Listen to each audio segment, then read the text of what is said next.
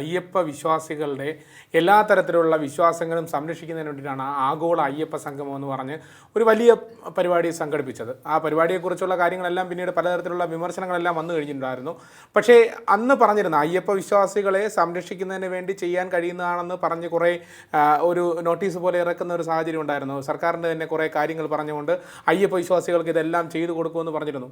ഇതൊന്നും ഈ ആഗോള അയ്യപ്പ സംഗമം പോലും കൃത്യമായ രീതിയിൽ അത് എന്തിനായിരുന്നു എന്നുള്ള ചോദ്യമാണ് ഇപ്പോൾ ഉയർന്നു വരുന്നതല്ലേ. അയ്യപ്പ വിശ്വാസികൾക്ക് നിങ്ങൾ കൊടുക്കേണ്ടത് അയ്യപ്പ വിശ്വാസം നിങ്ങളിലുണ്ടെങ്കിൽ ആ സമീപനമാണ്.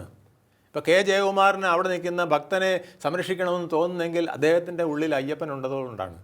അപ്പോൾ അയ്യപ്പൻ ഉള്ളവരെ വേണം അവിടെ നിർത്താൻ, അല്ലാത്തവർ വന്നാൽ പ്രശ്നമാണ്.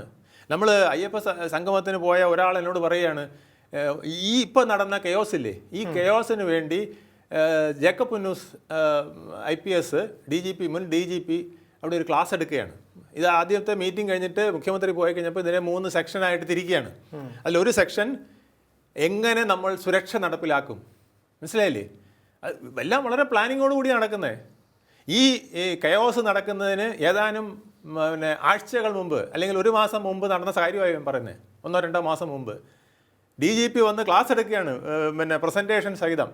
ആൾക്കാർ വരുമ്പം നമ്മൾ എങ്ങനെ അതിനെ കൈകാര്യം ചെയ്യണമെന്ന്. പോയ ആൾ എൻ്റെ അടുത്ത് പറയുകയാണ്, 10 പേര് തികച്ച അദ്ദേഹത്തിൻ്റെ മുമ്പിലായിരുന്നു. അത് ആ ക്ലാസ് ആർക്കാണ് കൊടുക്കണ്ടേ? പ്രധാനപ്പെട്ട പോലീസ് ഉദ്യോഗസ്ഥർക്ക്, അവിടുത്തെ ആ ഡ്യൂട്ടിക്ക് വരുന്ന ശബരിമലയിലെ ഉദ്യോഗസ്ഥർക്ക്, അതുപോലെ തന്നെ അവിടെ കച്ചവടം ചെയ്യാൻ വരുന്നവന് ഉൾപ്പെടെയുള്ളവരെ അവിടെ പിടിച്ചിരുത്തി ഈ ക്ലാസ് കൊടുക്കേണ്ടതാണ്.